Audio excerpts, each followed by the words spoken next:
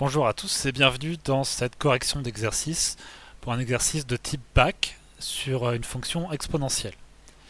Alors, je vais faire quelque chose d'un petit peu particulier pour cette correction.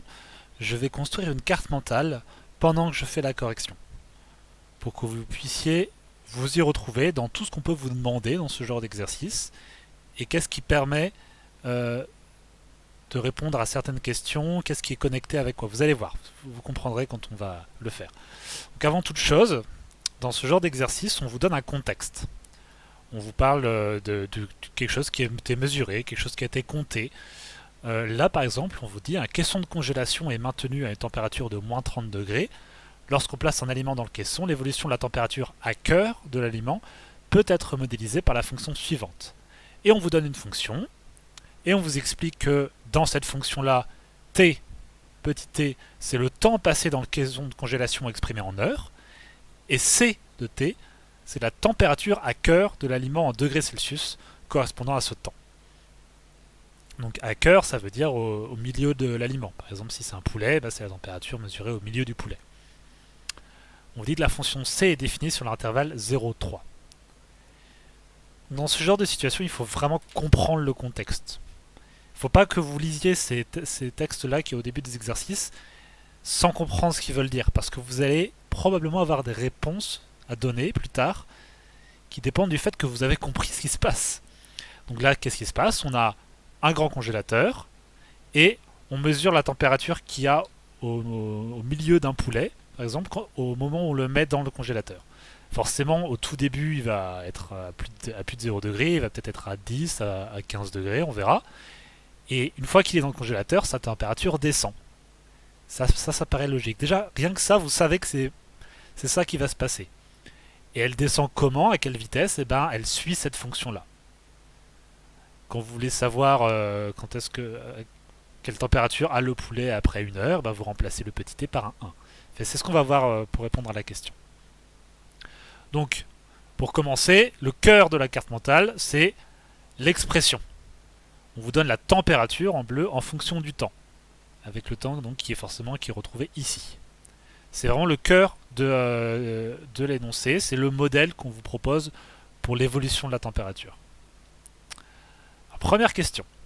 Quelle température a l'aliment au moment où il est placé dans le caisson? Alors, qu'est-ce que ça veut dire au moment où il est placé dans le caisson? On vous a dit que T, c'est le temps passé dans le caisson. Donc, quand il vient d'être mis dedans, T c'est quoi? Ici, T égale 0. On calcule. C de 0. Et on reprend ceci. Et on fait 40 fois exponentielle de moins 1,6 fois 0, moins 30. C'est-à-dire 40 moins 30 est égal à 10. Bon, là je l'ai fait comme ça parce que je sais que moins 1,6 fois 0, c'est 0 et que exponentielle de 0 c'est 1. Mais si vous n'êtes pas très à l'aise, dès que vous avez un calcul de ce style-là à faire, vous prenez votre calculatrice bien sûr. Hop. Alors, donc je vais dans ma calculatrice et je tape 40 fois exponentielle, donc en faisant Shift ln exponentielle. Alors moi je suis obligé de mettre des parenthèses, c'est pas exactement comme vos calculatrices à vous, qui vous place en hauteur. Donc moi je mets moins 1,6 fois 0 et je ferme la parenthèse. Vous, il faut que vous appuyez sur la flèche droite pour redescendre l'exponentielle. Moins 30. Et vous devez obtenir normalement 10. Voilà, c'est ce qu'on a dit. Donc,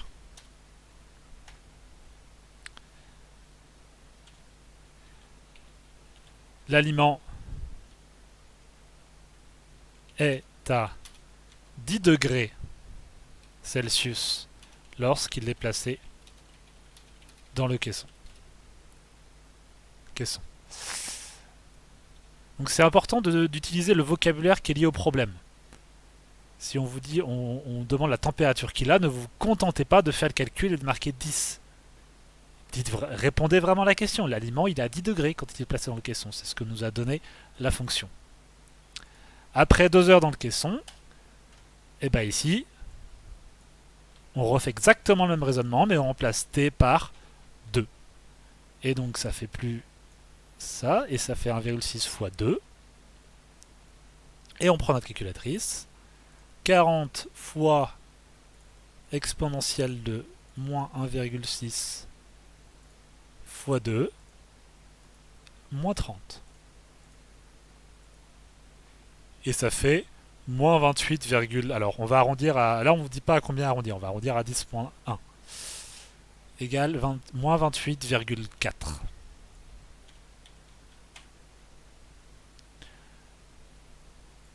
Donc l'aliment est à moins 28,4 degrés Celsius après 2 heures dans le caisson.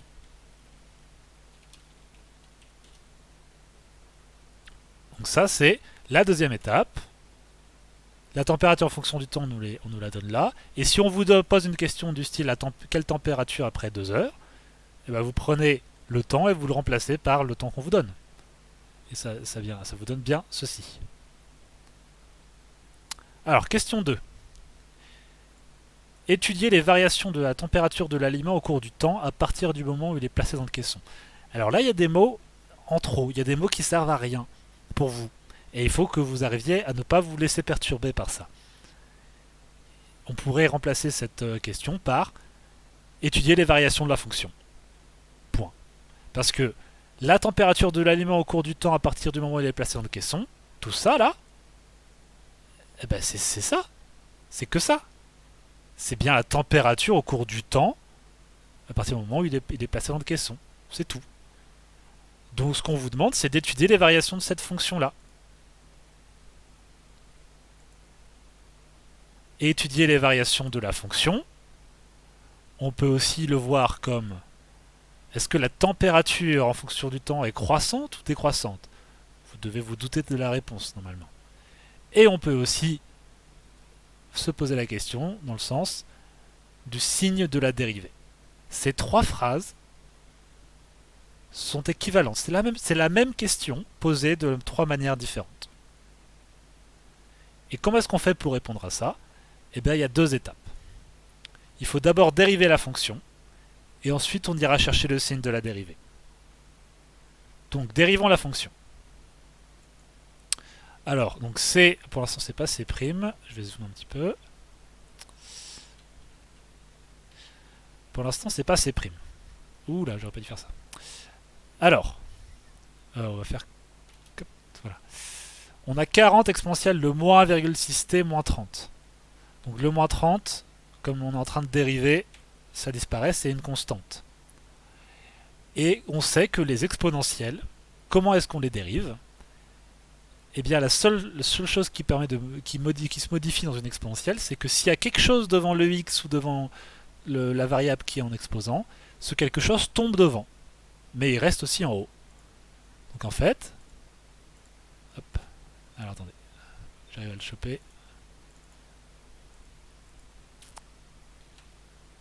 Donc le moins 1,6 là, je le prends et il tombe devant. Donc ça va faire moins 1,6 fois 40. Et il y a toujours un moins 1,6 qui est là.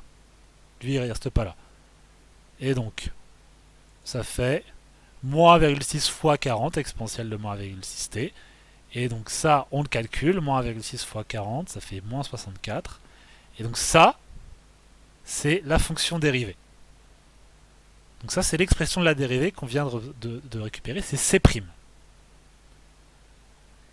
Et on a vu qu'il y avait deux étapes, parce que on se rappelle, on n'oublie pas que la question qu'on nous a posée, c'est étudier les variations. Et on se rappelle que cette question étudier les variations, ça revient à ça en fait. Est-ce que la température elle est croissante ou est-ce qu'elle est décroissante? Et du coup, en fait, est-ce que la dérivée elle est positive ou est-ce qu'elle est négative? C'est la même question tout ça. Donc on revient. On a la dérivée, maintenant on va essayer de réfléchir à son signe. Hop. Alors, la dérivée, on le sait, c'est moins 64 exponentielle de moins 1,6t. Exponentielle de moins 1,6t, c'est une exponentielle, donc c'est toujours positif. Forcément. Donc ce petit bout de la fonction là, il est positif, c'est pour ça que j'ai mis un plus vert ici. Mais on le multiplie par un nombre négatif. Donc moins 64 exponentielle de moins 1,6t, c'est un nombre négatif, c'est toujours négatif, quel que soit t. Donc, C' de t est négative et la température C de t est décroissante. Voilà. On a fait ça en 2 étapes. Si on nous demande les variations, on va d'abord calculer la dérivée en appliquant les règles qu'on connaît. Et quand on a la dérivée, on réfléchit à son signe. C'est souvent simple, dans les sujets de bac en tout cas. Il n'y a pas souvent des équations à résoudre ou des choses comme ça. Souvent, la dérivée, elle a un sens. Enfin, la dérivée a un signe. Pas toujours, mais souvent. Et ici, le signe, c'est négatif. Donc, on va pouvoir rédiger tout ça. Alors, on dérive la fonction c. C' de t égale moins 1,6 fois 40 exponentielle de moins 1,6 fois t. Et le moins 30 a disparu. Et donc, cette expression, on a dit que ça faisait moins 64 exponentielle de moins 1,6 fois t.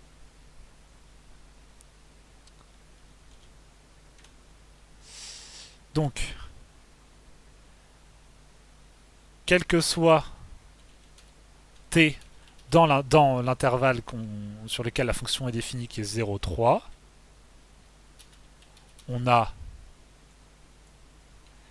exponentielle de moins 1,6 fois t qui est supérieure à 0.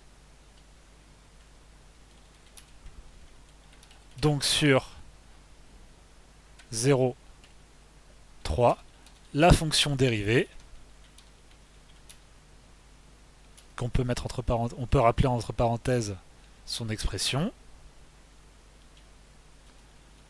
est forcément négative. La température est donc décroissante sur l'intervalle 0,3. Voilà le genre de raisonnement qu'on attend de vous. Alors, si vous permettez, je vais peut-être juste mettre tout ça en couleur. Voilà. Donc, là, c'était une question qui était un petit peu rude. C'était une question qui nous demandait à nous de nous rappeler que quand on pose cette question-là, étudier les variations, en fait, on nous pose 2 questions différentes. On nous demande de récupérer d'abord la dérivée et ensuite de réfléchir à son signe. Des fois, on va vous demander explicitement la dérivée et après de penser à son signe. Mais après, ce sera à vous de faire le lien avec le sens de variation. Donc, il faut que ce soit clair dans votre tête. Variation, c'est-à-dire croissant ou décroissant, c'est-à-dire est-ce que la dérivée est positive ou négative. Et pour ça, il y a les 2 étapes. D'abord on dérive, et ensuite on réfléchit à son signe. Ok, on continue. Compléter le tableau de valeurs de l'annexe A en arrondissant les valeurs à l'unité. Alors, l'annexe A, on va la voir. Effectivement, magnifique tableau de valeurs. Donc, pour remplir ce tableau-là, on pourrait aller calculer les images un par un. Alors, l'image de 0, on l'a déjà. 40 fois exponentielle de moins 1,6 fois 0 moins 30, c'est 10. Allez, 10. Celle de 2, on l'a aussi. On l'avait calculé plus haut. Après 2 heures, la température, c'est... Alors, cette fois, c'est arrondi à l'unité. Alors, c'est peut-être pas judicieux l'unité. Alors, attendez. C'est pas grave, on va laisser... j'ai juste fait une petite pause dans l'enregistrement pour vérifier des choses. Et on va garder ça à l'unité. C'est pas très judicieux vu la fonction, mais c'est pas grave, des fois les sujets de bac sont pas forcément très judicieux. Alors, comment est-ce qu'on remplit ce tableau de valeurs? On va dans le menu table de ce calculatrice, et on fait donc, on va rentrer l'expression de la fonction, donc on rappelle que l'expression de la fonction, elle est ici. Hop. Et il ne faut pas vous laisser perturber par le fait que c'est un t et pas un x. C'est pas grave. Ça se comporte exactement de la même manière. Et je peux, si je, à la place de t, j'écris Michel, hop, et ben voilà, on peut faire des calculs pareils, il faut remplacer Michel par des nombres. Que ce soit t ou x, ou z, on s'en fiche. Donc, quand on est là-dedans, on ne se laisse pas impressionner par le fait que ce soit un t, et on se rappelle que remplacé par x, ça marche aussi, et ça marche pareil en fait. Donc on rend cette expression-là, 40 fois exponentielle de moins 1,6 fois x. Si vous voulez, il y a même d'autres noms de variables dessus. Il y a θ au milieu, il y a un grand T là, ça veut juste dire, cette touche-là, elle sert à mettre la variable. Des fois, ce sera t, des fois, ce sera x, des fois, ce sera z. Allez, donc on ferme la parenthèse, moins 30. On va régler le tableau. Alors le tableau, on va le faire commencer à 0. On va le faire terminer à 3. On va le faire avancer de 0,5 en 0,5. Vous vous souvenez que quand il y a une valeur qui ne s'intègre pas bien avec les autres, ici le 0,25, eh ben on la remplit plus tard. Donc vous allez voir. Une fois que ça c'est validé, je fais x, je refais x, et je fais table. Et là, je remplis tout ça en arrondissant à l'unité. Donc on a, pour 0,5, on a moins 12. Pour 1, on a moins 22.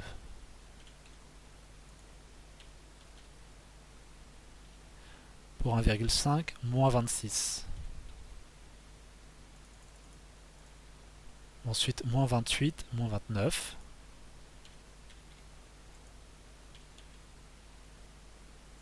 Et 3, moins 30.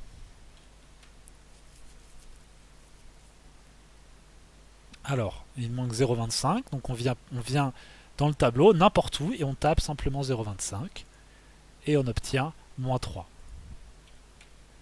Et notre tableau de valeurs est rempli. Hop, donc je vais préparer ça, voilà.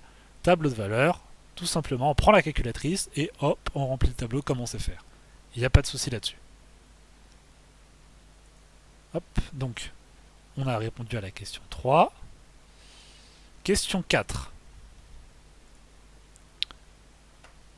Tracer la courbe représentative de la fonction c sur le repère fourni en annexe B. Alors, le repère, on nous l'a transmis ici. Et on doit, en fait, transférer les valeurs, transférer les valeurs du tableau de valeurs sur le graphique. Donc allons-y. Je vais faire une petite croix, puis je vais les placer une par une. Donc 0, ça fait 10. 0,25, alors 0,25 c'est à mi-chemin entre 0 et 0,5, c'est là. Ça nous amène à moins 3.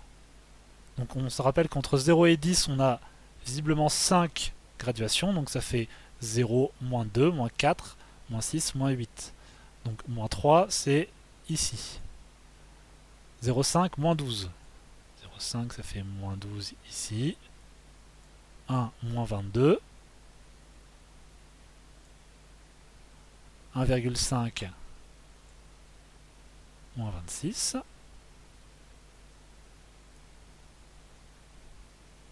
2, moins 28. 2,5, moins 29. Et 3, moins 30. Donc là, ce serait pas mal. Le correcteur vous en serait reconnaissant. Quand sur votre annexe, vous rajoutez le nom des axes. Température en degrés Celsius ici. Et ici. Ah non, du coup, pardon, l'axe est là. Temps en heure. Et là, le correcteur est très content de vous. Alors, ouais, c'est pour ça que je vous disais qu'à l'unité, c'est pas forcément super judicieux. C'est que, vous voyez qu'on voit une belle forme d'exponentielle. Donc la température commence à 10 degrés, elle passe très vite sous les 0 degrés. Et elle vient tendre vers moins 30, comme ça. Mais là, c'est un peu moche. Normalement, vous devriez voir quelque chose comme ça. Ça devrait ressembler à ceci. Et ce sera devrait être un petit peu plus lisse là. Mais bon, on va considérer que vous avez à peu près ça. De toute façon, c'est pas grave pour répondre aux questions d'après.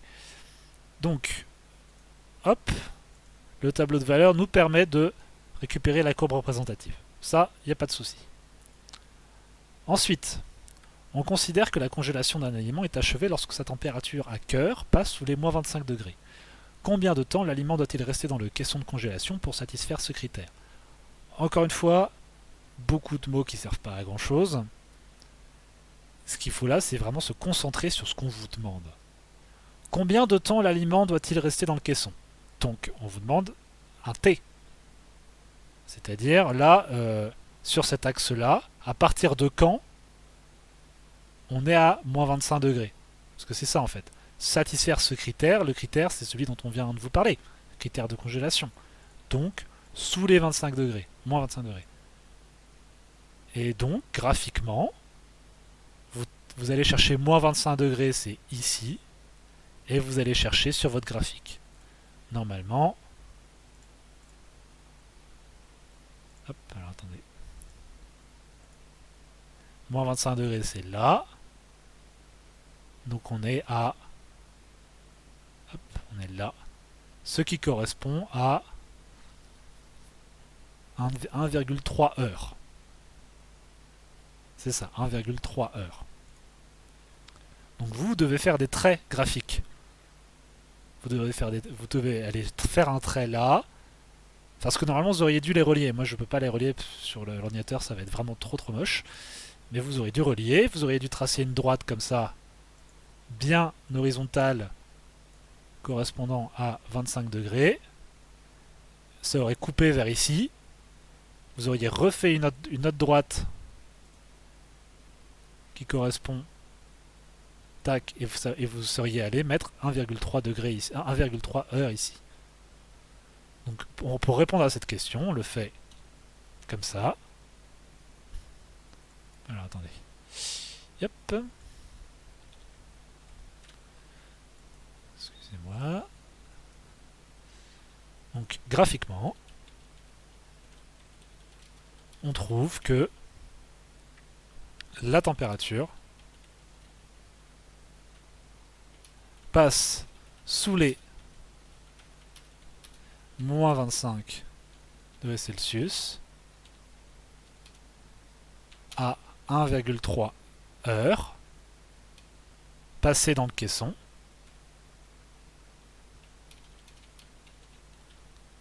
soit, alors là il faut faire un petit calcul, puisque 1,3 heures ça n'est pas 1 heure et 30 minutes, 1,3 heures c'est 1 heure et 0,3 fois 60, 18 minutes.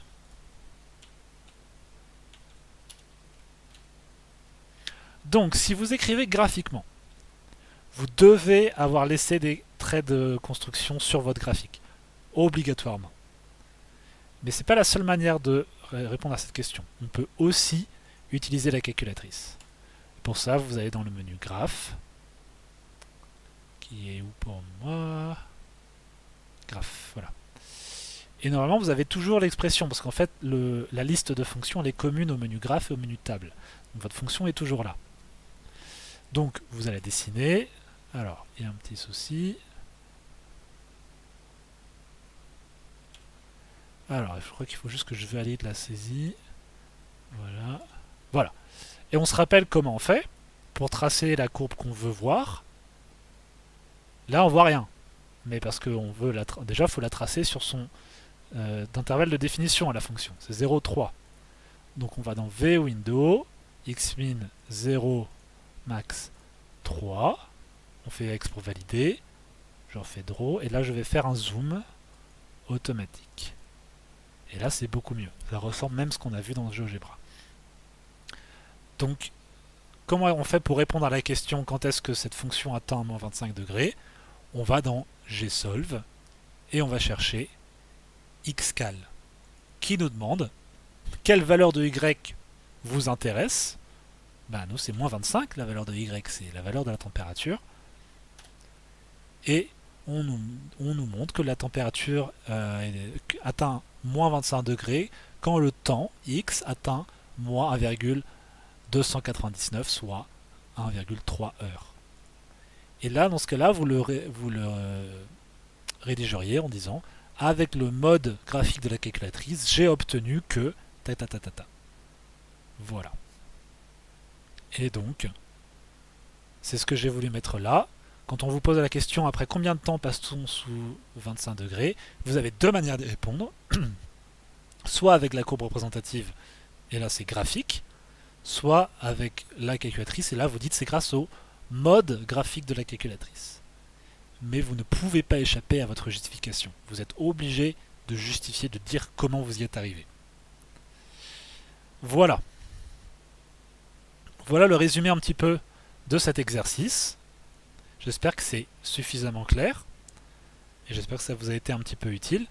Ça, c'est vraiment une structure d'exercice typique de bac.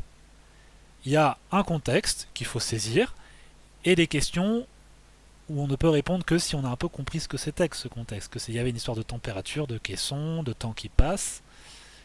Il faut prendre le temps de lire ce texte, vraiment.